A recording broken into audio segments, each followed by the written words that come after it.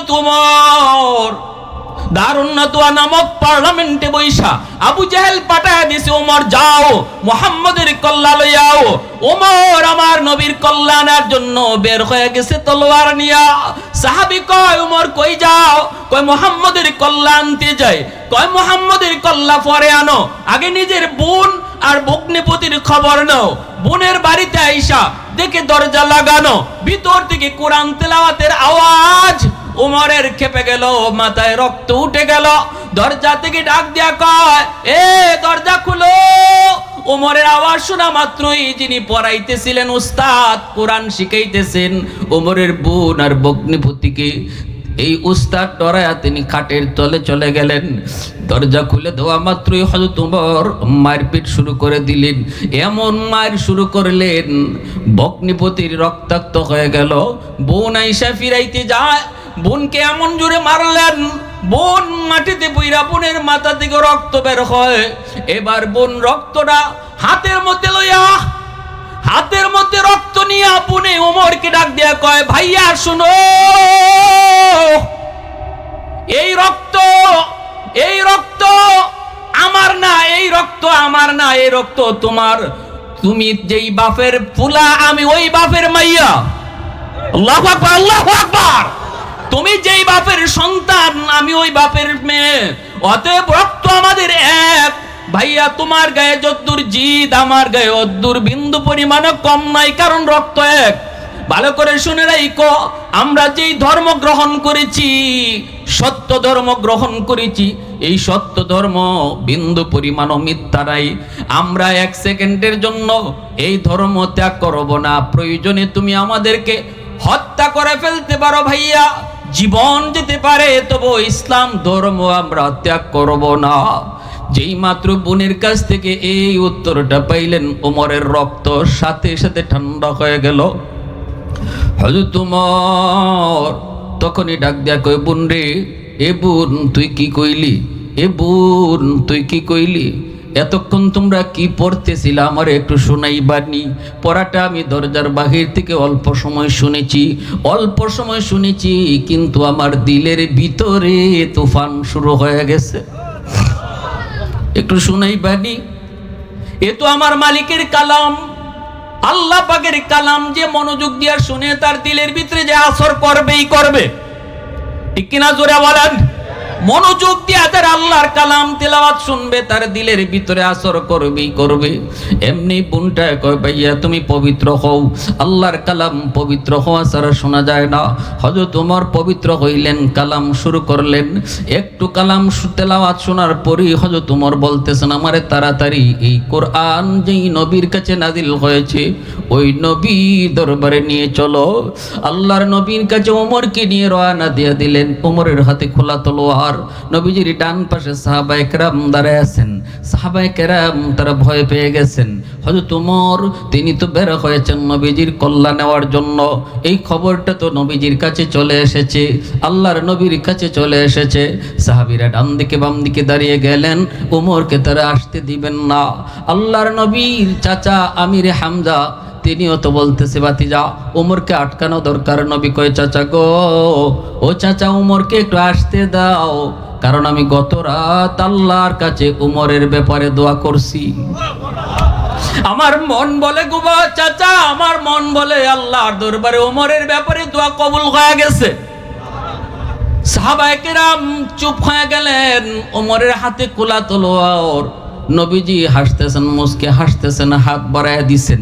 হযরত ওমর কাছে আইসা তলোয়ারটা নবীজির কদম মোবারকে রেখে, নবীজির পায়ের মধ্যে রেখে হযরত ওমর নিজে বলতেছে নবী গো, এই তলোয়ার নিয়ে এসেছিলাম আপনার কল্যাণ নেওয়ার জন্য। এখন ওমর নিজের কল্লা আপনার পায়ের নিচে দিয়ে দিছে, যেভাবে মন চান এভাবেই ওমরের কল্লা কাটে। তো আওয়াজ দিয়ে কও না সুবহানাল্লাহ। ওমর কালেমা পড়ে মুসলমান হয়ে কয় নবী গো, এতদিন পর্যন্ত আপনি কালেমার দাওয়াত দিয়েছেন গোপনে গোপনে, আপনার কি মন চায় কালেমার দাওয়াত আপনি ওপেন দিবেন? ওপেন। ওগো নবীজি আপনার কি মন চায় নামাজ পড়েছেন আপনি লুকায়া লুকায়া, আপনার কি নামাজ বাইতুল্লাহ পড়তে মন চায়? নবীজি বলেন ওমর আল্লাহ পাকের কুদরতি কদমে সেজদা দিতে মন চায়। আল্লাহর ঘরখানায় কাবার ছায়ায় ওমর ডাক দেয়া কয়, আজ থেকে ওমর ইসলাম গ্রহণ করেছে। নামাজ আর লুকায়া লুকায়া নয় গো নবী, আজ থেকে নামাজ আল্লাহর ঘরের ছায়ায় হবে। খানায় কাবার ছায়ার নিচে মায়ার নবী নামাজ আদায় করেন। মক্কার একজন টকবকে যুবক হযরত ওমর ফারুক আমার নবীর কালেমার ছায়ার তলে এসেছে। নবীকে নিয়ে আল্লাহর ঘরের ছায়ায় তিনি নামাজ আদায় করলেন। আর ডাক দেয়া বলতেছেন, নবী গো, আজ আমি কালেমা পড়ে মুসলমান হয়েছি, কিন্তু যেদিন আমি আপনারকে দেখতে গিয়েছিলাম আবু জেহেলের কথায়, আরো লিডারগুলির কথায়, এরা বলেছিল আপনি পাগল, আপনি পাগল, কিন্তু আমি আপনারে পাগল দেখতে যায় দেখেছিলাম আপনি নামাজ পড়েন। আমি পিছনে দাঁড়ায় দাঁড়ায় আপনার নামাজ দেখতেছিলাম। নামাজের ভিতরে আপনি কোরআন তেলাওয়াত করেন, আর কোরআন তেলাওয়াতের এই মধুর বাণী আমার দিলের ভিতরে এমন ভাবে আসর করেছে। আর আমি বলেছিলাম না না, এত সুন্দর কথা কোনো পাগল কোনোদিন কইতে পারে না। সাথে সাথে আপনি জবাব দিয়েছিলেন নামাজের ভিতরে, না না এটা কোনো পাগলের কথা না, না না এটা কোনো কবির কথা না, না না এটা কোনো গণকের কথা না। আমি আপনাকে একবার বলেছি গণক, আপনি কোরআনের আয়াত দিয়া কইছেন এটা গণকের কথা না। আমি একবার বলেছি আপনি কবি, আপনি কোরআনের আয়াত দিয়া নামাজের মধ্যে বলেছেন না না এটা কোনো কবির কবিতা না। আমি মনে মনে আপনাকে বলি আর আপনি জবাব দেন, তখনই আমি বুঝে গেছি আপনি সাধারণ মানুষ নন, আপনি আল্লাহর পয়গম্বর। আল্লাহু আকবার, জোরে কর। মায়ার নবী দয়ার নবীকে নিয়ে খানায় কাবারে ছায়ায় ওমর নামাজ পইরা এইবার নবীকে বলতেছে, নবী গো, আপনার কি মক্কার রাজপথে কালেমার মিছিল করতে মন চায়নি? এতদিন পর্যন্ত কালেমার আওয়াজ শুধু গোপনে গোপনে হয়েছে, এখন কি আপনার মন চায় গো নবী একটু মক্কার রাজপথে কালেমার মিছিল করতে মন চায়নি? নবী বলতেছে, ওমর মিছিলটা কোত্থেকে শুরু করবা, কোন দিকে নিবা? ওমর কয়, আমারে রাজের দারুন নদওয়া নামক পার্লামেন্টে বইসা আমারে পাঠাইছিল আপনার কল্লা নেওয়ার জন্য। আজকে কালেমার মিছিলটা লইয়া আমি ওদের দিকেই যাব। ওমর সামনে, আমির হামজা সামনে, দুইজন সামনে ইসলামের পতাকা লইয়া মক্কার রাজপথে মিছিল শুরু হয়ে গেছে। মাত্র 40 জন মুসলমান, 40 জন মুসলমান, অধিকাংশই যুবক, বেশিরভাগই যুবক। 40 জনের মিছিল শুরু হয়েছে মক্কা রাজপথে। আবু জাহেল অপেক্ষায়, আর সংসদ ভবনের সভাপতির আসনে বসা মিস্টার ইবলিস, ইবলিস অপেক্ষায়, আবু জাহেল অপেক্ষায়। মুহাম্মাদের কল্লা নিয়ে যাবে কে? কই ওমর। একটু পরে আবু জাহেল আওয়াজ শুনতে পেল, মিছিলের আওয়াজ শুনতে পেল। চেলা চামুন্ডকে লক্ষ্য করে কয়, এ একটু যায় দেখতো কিসের আওয়াজ শোনা যায়। একজনে উকি দিয়া দৌড় দিয়া আইছে, হাঁপাইতেছে। আবু জাহেল কয়, এভাবে তুই হাঁপাও কেন? এভাবে তুই হাঁপাও কেন? এভাবে তুই ভয় পাইছো কেন? কি দিকে আসছো? কয়, উস্তাদ মিছিল মিছিল। কয়, কে আর মিছিল? কয়, ওমরের মিছিল। কি কস তুই? মুহাম্মাদের কল্লা লইয়া আইতেছে নাকি? কয়, না উস্তাদ জি, মিছিলের নমুনায় কয় আপনার কল্লা নেওয়ার লাগি আইতেছে। আল্লাহু আকবার, জোরে আওয়াজ দিয়া, জোরে আওয়াজ দিয়া আল্লাহু আকবার। फारूक तेरा नाम से इस्लाम रहेगा, फारूक तेरा नाम से इस्लाम रहेगा, दुनिया की अदालत में तेरा नाम रहेगा, दुनिया की अदालत में तेरा नाम रहेगा, सिद्दीक तेरा नाम से इस्लाम रहेगा, दुनिया की सदाकत में तेरा नाम रहेगा, दुनिया की सदाकत में तेरा नाम रहेगा, उस्मान तेरा नाम से इस्लाम रहेगा, दुनिया की सखावत में तेरा नाम रहेगा, हैदर तेरा नाम से इस्लाम रहेगा, दुनिया की शजाअत में तेरा नाम रहेगा, दुनिया की सजात में तेरा नाम रहेगा ला इलाहा इल्लाल्लाह সবাই মনোযোগ দিয়া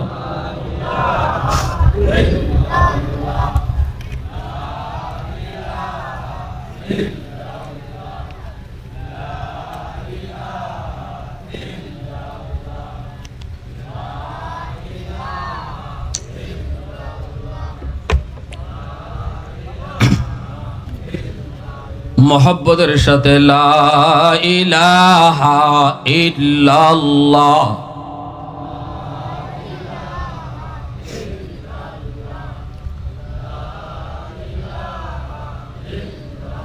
ला इलाहा इल्लल्लाहु मुहम्मदुर रसूलुल्लाह आवाज दे এখন সাল্লাল্লাহু আলাইহি ওয়াসাল্লাম। আমার পায়রা বন্ধুরা বলতেছিলাম এজন্য মোহাব্বত অন্তরের ভিতরে রাখবো কার? একটু আওয়াজ দে এখন কার? মোহাব্বত ভালোবাসা অন্তরে রাখবো কার? এরপরে কার? নবীর। এরপরে আল্লাহ এবং রসুলের ভালোবাসা হলো একদম নিখুঁত, একদম নিঃস্বার্থ। আর সব ভালোবাসার পিছনেই স্বার্থ রয়েছে, ঠিক কিনা রে ভাই? জোরে বলেন। আল্লাহ তার বান্দা বান্দিকে নিঃস্বার্থভাবে ভালোবাসে, রসুল তার উম্মতকেও নিঃস্বার্থভাবে ভালোবাসেন। এজন্যই বলতেছিলাম একটু মন দিয়ে শোনেন। এর যুবক, দুনিয়ার নাপাক পচা গান্দা ভালোবাসা অন্তরে জন্ম দিও না। দিলের ভিতরে আল্লাহ এবং রসুলের ভালোবাসা অন্তরের ভিতরে রাখো। কি বলতেছিলাম? হযরত বেলাল হাবশী রাদিয়াল্লাহু তাআলা আনহু একজন যুবক, হযরত ওমর ফারুক ইনিও একজন যুবক।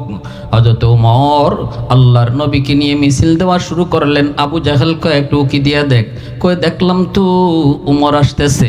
কার মাথা নিয়া? কয় কারো মাথা নিয়া না, তবে মিছিলের নমুনায় কয় আপনার মাথা নেওয়ার জন্য আসতেছে। কস কি? তুই বলে হ, উমরের হাতের মধ্যে আমি কালেমার পতাকা দেখেছি। আবু জাহেলের মাথা নষ্ট হয়ে গেল। সভাপতির চেয়ারের দিকে আবু জাহেল তাকায়। সভাপতি তো বসা ইবলিস। ইবলিস তো একজন মুরব্বী মানুষের সুরত দইরে আসছে, আইসে সেই মিটিংয়ের সভাপতি হইছে। যেই মাত্র ইবলিস শুনতে পেয়েছে উমর কালেমা পড়ে মুসলমান হইয়া মিছিল নিয়ে আসতেছে, সাথে সাথে ইবলিস চেয়ার থেকে ফালাইছে। চেয়ার থেকে ইবলিস সাথে সাথে এই জায়গাতে বাকছে। আবু জাহেল চেয়ারের দিকে তাকায়, সভাপতি আসেনি খবরটা দেওয়ার জন্য। দেখে সভাপতির চেয়ার আগেই খালি। কারণ ইবলিস কখনো উমরের সামনে ফরতো চায় না। ইবলিস ও আল্লাহর কাছে দোয়া করে, আল্লাহ তুমি আমারে যার সামনে খুশি তার সামনে ফালাইও, কিন্তু দয়া করে উমরের সামনে আমারে ফালাইও। কারণ এই উমরের হাতের তলোয়ার সব সময় খোলা থাকে, যখন যেখানে প্রয়োজন বসানো। উমরে দেরি করে না, টাইম নেয় না।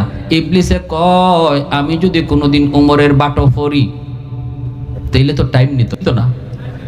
নবীজি কয় সবাই সবের সাথে ইবলিস আছে, সবের সাথে ইবলিস আছে, কিন্তু আমার উমরের সাথে ইবলিস নাই।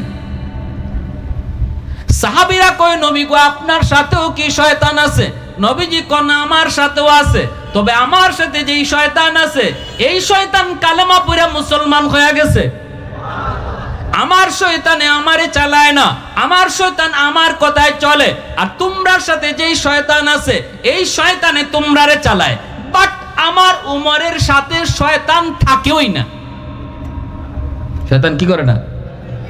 কত বড় কথা! আল্লাহ নবী কইনা আমার সাথেও আছে, আমার সাথেও লগ লইছে, তবে আমার সাথেটা আমারে চালায় না, আমার কথায় চলে। কিন্তু উমরের সাথে হে যায়ই না। কারণটা কি? কারণটা আল্লাহ রসুল একদিন এক রাস্তা দিয়ে যাইতেছেন, দেখেন এক মহিলা ডুল বাজায়, তবলা বাজায়। নবীজির দেখে ওই মহিলা ডুল বাজানো বন্ধ করে না। তবলা বাজানো, ডুল বাজানো এটা হালাল না হারাম? আওয়াজ আসতে কেন? গান বাজনা হালাল না হারাম? বিয়া বাড়িত মনে হয় না, হ্যাঁ? বিয়া বাড়ি তো হারাম।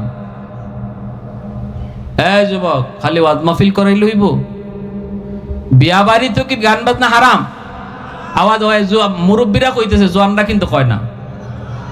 জোয়ান রাখো কইয়া বিপদে পড়তাম নি, কালকেই না আরেকবার আরেকটা লাগাই দিব। গান বাজনা সব জায়গায়, সব পরিবেশে, সর্বমহলে, সব টাইমে হারাম হারাম হারাম, ঠিক না? যেখানে গান বাজনা হয়, আল্লাহ রসুল কইন গান বাজনা এটা জিনার মন্ত্র। নাউজুবিল্লাহ জোরে কই, গান বাজনা জিনার মন্ত্র। গান বাজনা ওইব, এখানে জিনা ওইব। গান বাজনায় জিনারে, সাপে যেমন সাপুরিয়া সাপরে আনে মন্ত্র হইরা, ঠিক না নি? মন্ত্র ফললে পরে সাপ আয়, ঠিক তেমনি গান বাজনা হইল জিনার মন্ত্র। গান বাজনা ওইলে এখানে জিনা হইব।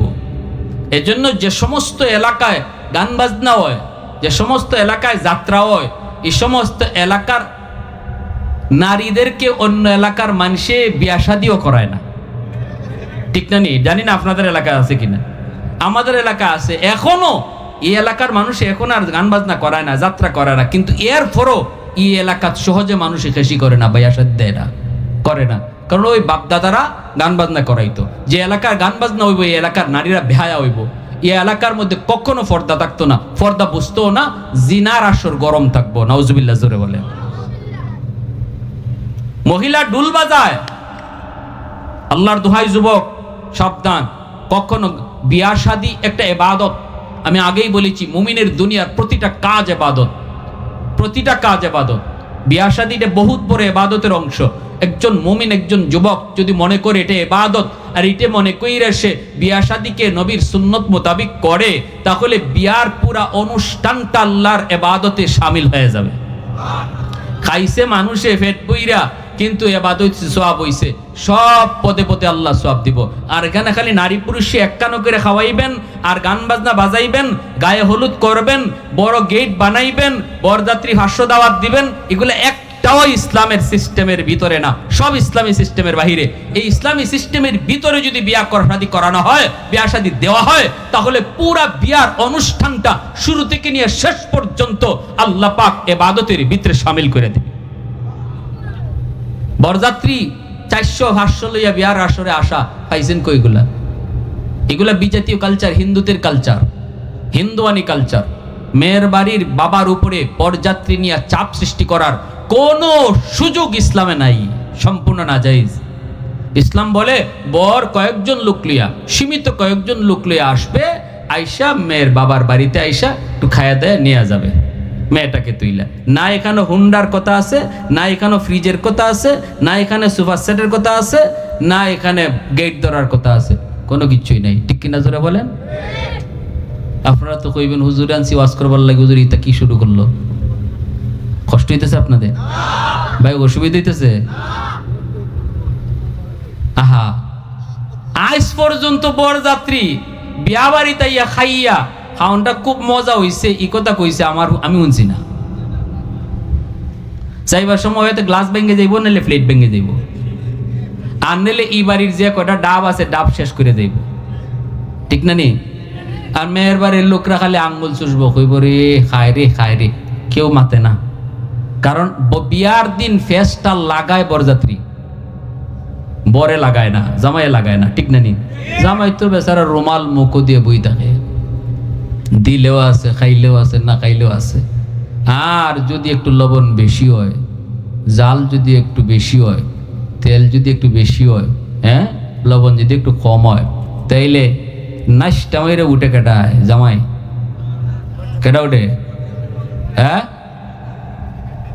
আমার বিয়ার খবর কইতাম নি, কইতাম, কইলে তো কোন যাইব, আর কোন দরকারও, কারণ আমি তো এক হিসাবে আপনারা জামাইও, ঠিক না নি? আমার শ্বশুরে চিনেননি, মরহুম হযরত মাওলানা শামসুল ইসলাম সাহেব রাহিমাহুল্লাহ, আমার শ্বশুর কিশোরগঞ্জে জামে আহমদিয়া যিনি পড়াইতেন। শামসুল ইসলাম সাহেব হুজুরের নাম শুনছেন না? ইসুলা কি যে জানাজা হইল, এত মানুষ হইল। আমরা সিলেটে বাহুবল, ওনার বাড়ি তো বাহুবল, সিলেট বাহুবলে আমরা কবরও খুঁজছি, কিন্তু আপনারা তো হুজুরে দিলেন না। আপনারা এত মায়া করলেন সারা জীবন আমার শ্বশুরে, শেষ পর্যন্ত আপনাদের মাঝে আজীবনে এর জন্য রেখে দিয়েছেন। এখন আমরা তার কবর জিয়ারত করতে কিশোরগঞ্জ আসতে হয়।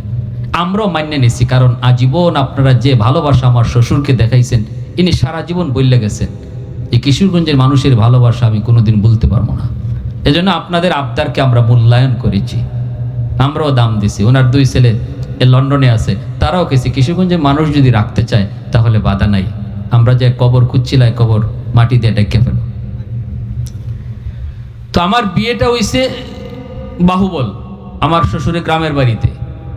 আমি আমার শ্বশুরের বড় জামাই, এখানে হইছে। আর শাসাবুজুর বিয়া ফরাইছেন, আল্লাহ দুজনের কবরকে জান্নাতের উঁচু মাকাম বানায় দেন। শাসাবুজুর আমার বিয়ে ফরাইছেন। তো আমার বিয়ার দিনে যে ঘটনাটা ঘটলো এটা বলি। আমার একজন দোস্ত, খুব ক্লোজ, খুব অন্তরঙ্গ, আমার দোস্ত খানাত বইছে, আমি তো বইয়ে দিচ্ছি এক জায়গায়। এই গেট মিট ধরা ছিল না, কিন্তু আবার কয়েন না যে হুজুর আপনার গেট, যেটা আমার কোনো গেট উঠতে হচ্ছে না, কেউ এরকম কোনো গেট উঠতে হবে। আমার ছোট্ট একটা শালি আসছিল আর মোহাম্মদ আসছিল ছোট, এরা পাশে দাঁড়াই রয়েছে হাসতেছে। এরার মুখ হাতের মধ্যে আমি কিছু দিয়া গেছি, ছোট মানুষ বুঝে সুঝে না, কিন্তু গেট ধরাধরি নেই। গেট বানছিল, গেটও বানছে না, এরা পাশে শুধু দাঁড়াই রয়েছিল। তো আমি যে বসলাম, বসার পরে আমার দোস্ত বসছে খানা খাইতে বসছে, আমি তারই ফলো করতেছি। আমার যত বন্ধু বান্ধবরা যে কজনই গেছে, আমরা অল্প একটা কেটেছি, 2টা গাড়ি গেছি শুধু, যে কজনই গেছে এর মধ্যে আমি জানি যে আজকে ফেস লাগাইলে এ লাগাইব, কারণ হেরে আমি চিনি ছাত্র জমানার থেকে, যে আজকে যদি কিছু ফেস ফুস লাগাইতে ওই লাগাইবো, এর দিকে আমি নজরটা রাখছি। আবার আমার খুব অন্তরঙ্গ। তা আমার শালা আসছে, এইসব রেজওয়ান লন্ডন যে আছে, রেজওয়ান আসছে, এসে খানা দিতেছে, কয় এই খানা পরে দাও, আমারে চিনো, আগে হেরে পরিচয় দে, দেখেন অবস্থাটা, আমারে চিনো, কামনে কেডা, আমারই চিনো না, কের বিয়া। আর আমার শালা যেহেতু এমনি সুজা মানুষ, এর সেরা সুরা বুঝা উলাই গেছি, আল্লাহ কোন ডাকাতি করতেছে আল্লাহ জানে। পরে ওই যে এখানে বোয়ার রুমাল মুখি দিয়া, ইন তোমার কিতা? তা আমার শ্বশুরে ওই রেজওয়ানে কয়, আমার দুলাভাই। ও তোমার দুলাভাই ফ্রেন্ড, আমি ফ্রেন্ড, হে একলাই ফ্রেন্ড আইছে, আমি তার ফ্রেন্ড। ও আচ্ছা, আপনি আমার দুলাভাইয়ের ফ্রেন্ড। তো ভাই কি হয়েছে ভাই, একটু কি হয়েছে কই অন লাগবো, চামচ দিয়া গুজ দেও কেন, বাটি ডাইলা দাও। ওই হুন্নেন হের মা, চামচ দিয়া গুজ দেও আমারে, বাটি ডালো মিয়া। হ্যাঁ, সাথে সাথে বাটি যা আসিল গরু গুছ হেরে একলাই দালাইছে দিয়া গা। আর আমি তো দেখতেছি চাইছে খাইতেছে, আমার পাশে আছে, আবার মুসকি হাসিও দেয়। খানাটা শেষ করে আইসা কয়, আমার দ্বারা বইছে, বইয়া মুখ, আলহামদুলিল্লাহ আল্লাহ তুমি খাওয়াইছো।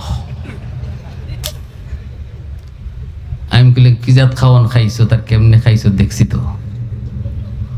আবার কাছে দোস্ত তোমারে দি হনো কুস্তুই দিল না, ইস তোমারে দিকে আমার কষ্ট লাগতেছে। হে আমার দৌড়ে দিতেছে, কয় তোমারে কুস্তুই দিছে না দেখছো, আর আমরা ফেট বই রেখে আইছি।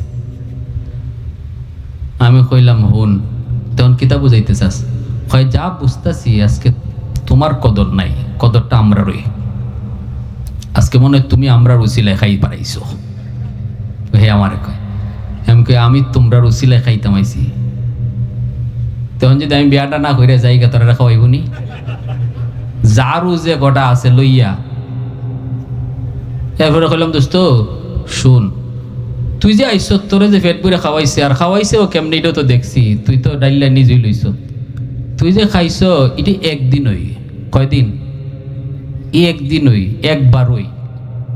আর আমি যে এই বাড়িতে আইছি, আজকের থেকে এই বাড়িতে আমার খাওয়ান শুরু হয়েছে, মরণের আগ পর্যন্ত চলবই, ঠিক না নি?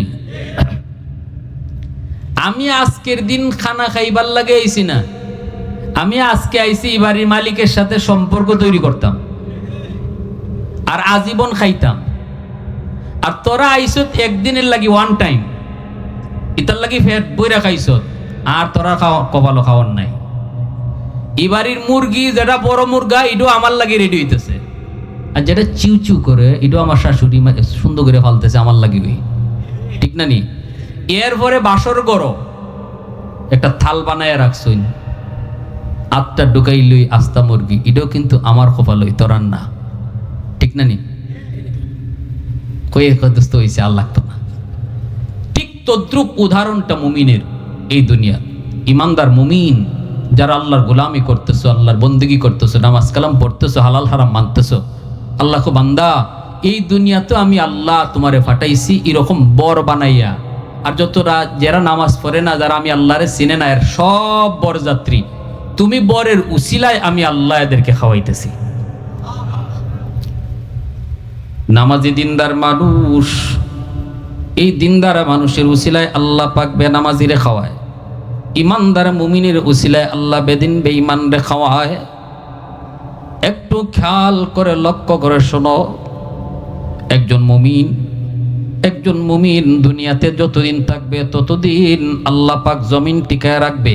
আসমানের জায়গায়, জমিনের জায়গায়, আকাশ থেকে ঠিকমতো বৃষ্টি নাজিল হবে, রৌদ্র উঠবে, শীত আসবে, গরম আসবে, সব কিছু আল্লাহ পাক রব্বুল আলামিন মুমিন ইমানদারের উসিলায় দুনিয়াতে সব নিজাম কায়েম রেখেছে।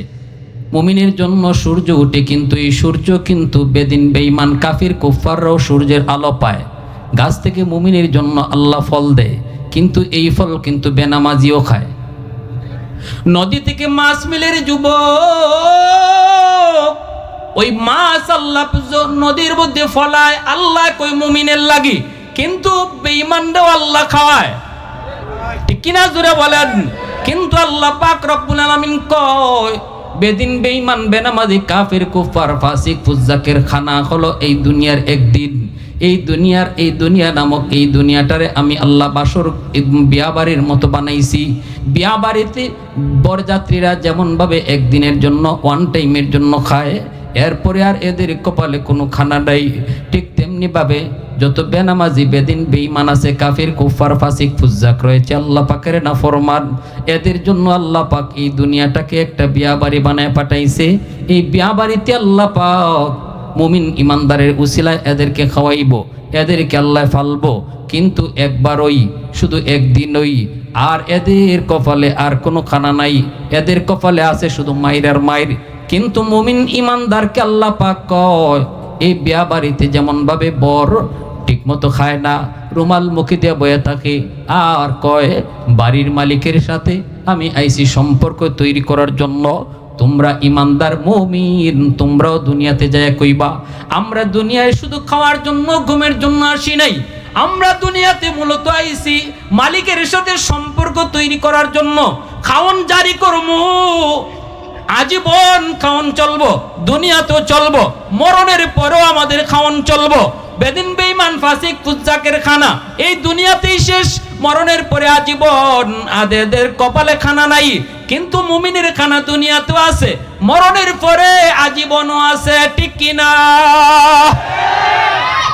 এজন্যই ভাইরা বেলাল হাবশী রাদিয়াল্লাহু তাআলা আনহু আল্লাহর নবী, মায়ার নবীকে চিনছেন, কেন দুনিয়াতে আইছি এটাও তিনি বুঝছেন।